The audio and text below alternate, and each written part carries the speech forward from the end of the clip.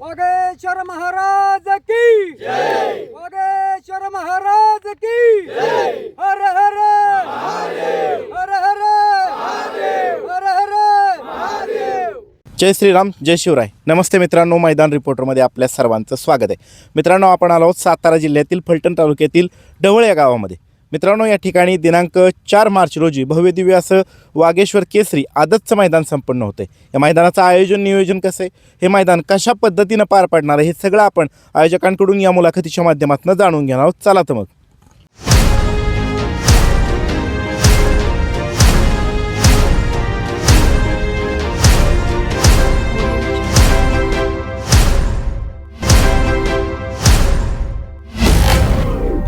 नमस्ते. आपलं नाव दादा? संजय ज्ञानदेव लोखंडे. आपण या मैदानाचे प्रमुख आयोजक आहात का?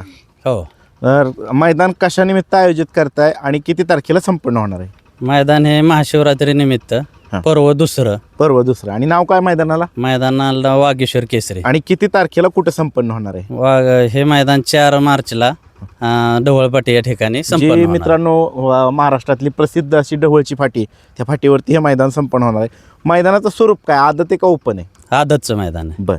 त्याचबरोबर मैदानाच्या परवानगीची प्रोसेस कुठपर्यंत आली? मैदानाची परवानगी भेटलेली कालच भेटलेली. बरं.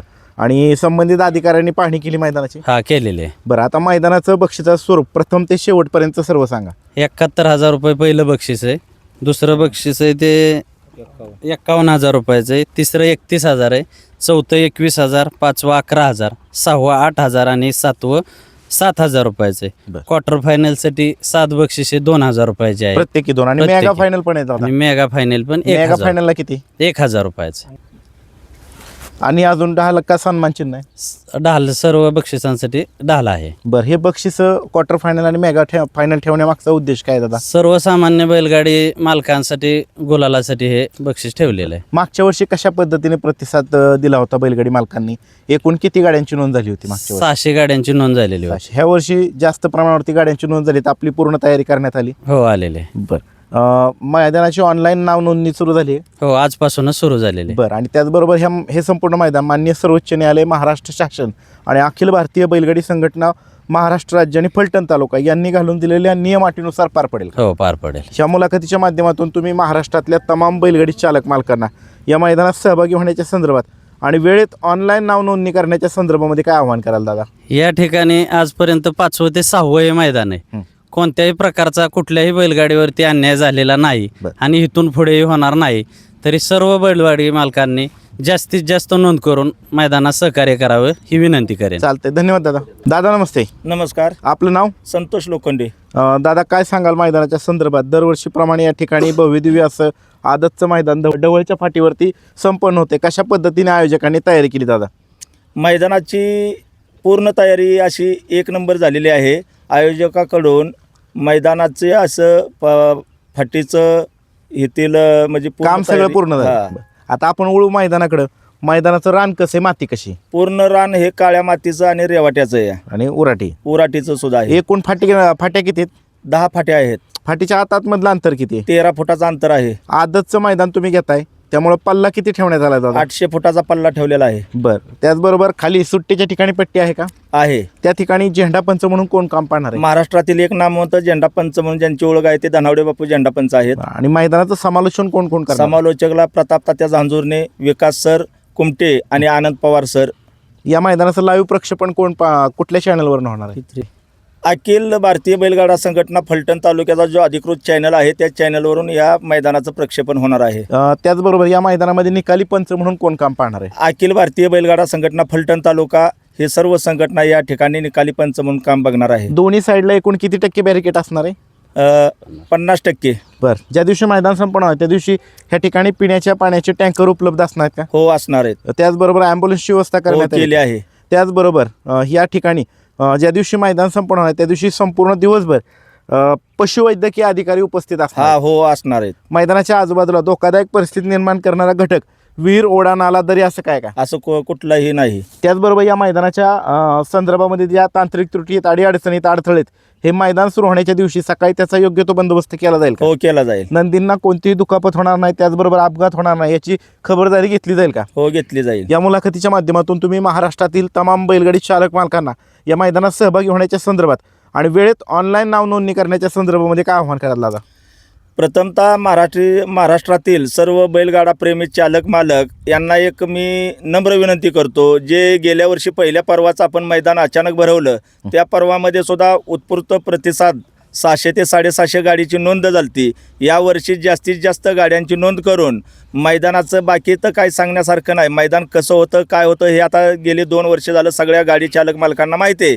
त्यामुळं सर्व गाडी चालक मालकांनी जास्तीत जास्त संख्येने येऊन या ठिकाणी आपल्या गाड्यांची नोंद करून या कमिटीला सहकार्य करून किती जास्त प्रमाणात गुलाल घेऊन जाता येईल हे बघितलं पाहिजे. चालते, धन्यवाद.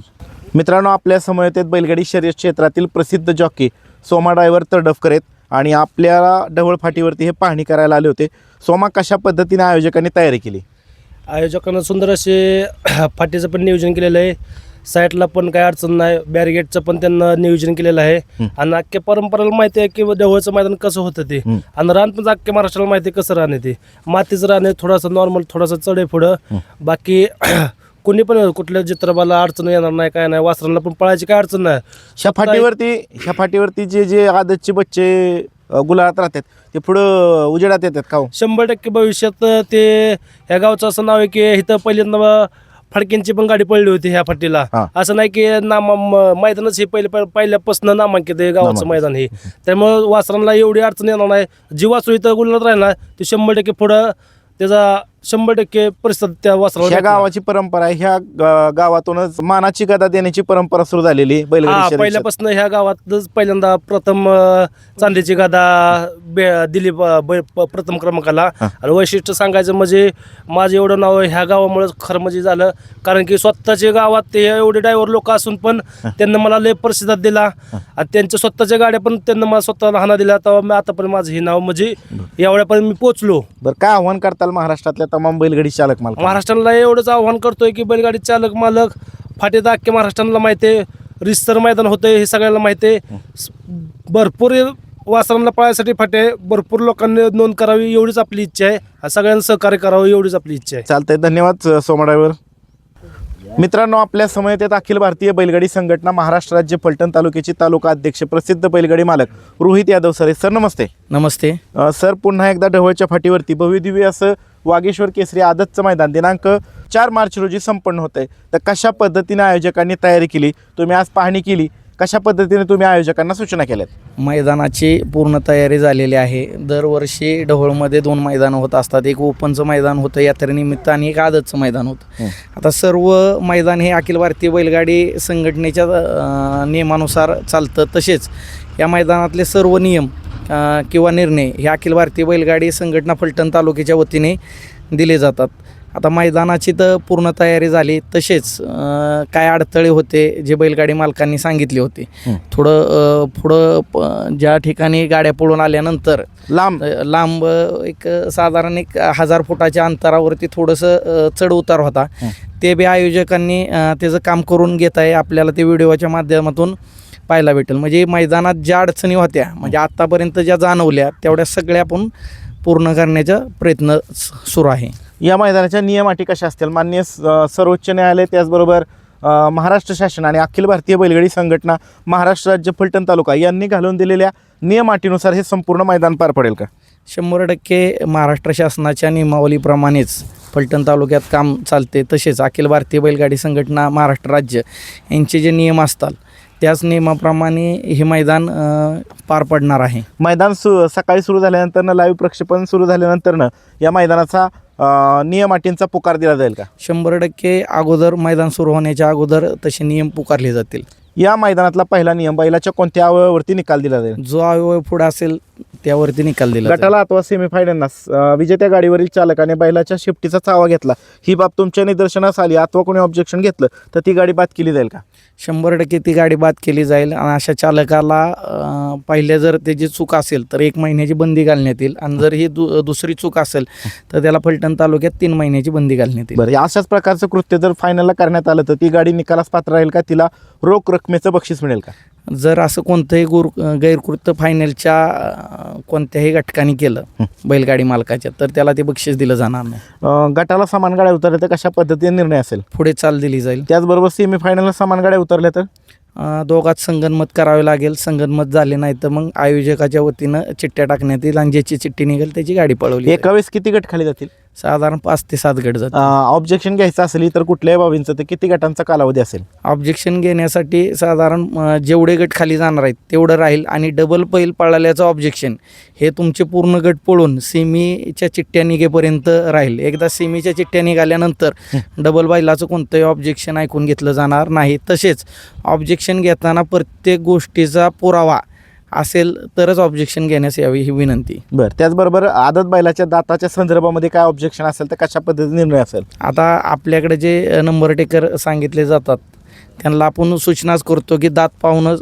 ते नंबर टाकत असतात. परंतु जर कोणाला अशा बैल मालकाला डाऊट असेल की मैदानात आल्यानंतर बैला खोंडाचा किंवा वासराचा दात पडण्याची शक्यता आहे तर त्यांनी ते सुरुवातीला अगोदरच मैदान चालू व्हायच्या वेळेस लाईव्हमध्ये त्या बैलाचे दात दाखवणे गरजेचं आहे. किंवा एखादा जर म्हटला मैदानात आल्यानंतर दात पडला आहे तर त्याचं कुठलीही सबब ऐकून घेणार नाही. जर दाताबद्दल शंका असतील तर त्यांनी ते अगोदर लाईव्हमध्ये तसं दाखवणं गरजेचं आहे. त्याचबरोबर सकाळी मैदान किती वाजता सुरू होईल?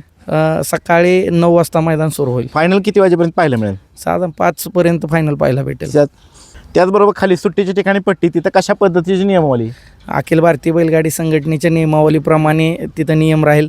जर पट्टीच्या पुढं सुट्टी मेकरचा किंवा बैलाचा पाय असेल तर ती गाडी बाद दिली जाईल. त्याचबरोबर लॉबी टचचा निर्णय कसा असेल? लॉबी टचला निकाल असेल, परंतु जर दुसऱ्या तासामध्ये बैलाचा पाय किंवा चाक जर गेलं तर त्या गाडीला निकाल दिला जाणार. ज्या पद्धतीने संपूर्ण अखिल भारतीय बैलगाडी संघटनेची नियमावली तीच नियमावली इतर राबवली जाणार आहे. 100% फलटण तालुक्यात सर्व मैदान अखिल भारतीय बैलगाडी संघटनेच्या नियमाप्रमाणेच पार पडतात. या मुलाखतीच्या माध्यमातून तुम्ही महाराष्ट्रातील तमाम बैलगाडी चालक मालकांना या मैदानात सहभागी होण्याच्या संदर्भात आणि वेळेत ऑनलाईन नाव नोंदणी करण्याच्या संदर्भात काय आव्हान कराल? आता सर्व बैलगाडी मालकांना ही परिचित अशी फाटी आहे. आदत खोंडांना पळणाला फाटी चांगली आहे. त्यामुळं सर्व बैलगाडी मालकांना एकच विनंती, लवकरात लवकर नोंद करून आपल्याला आदल्या दिवशी लवकर लॉट जाहीर करता येतील या पद्धतीने आपण संयोजन कमिटीला आणि तालुका कमिटीला सहकार्य करावे.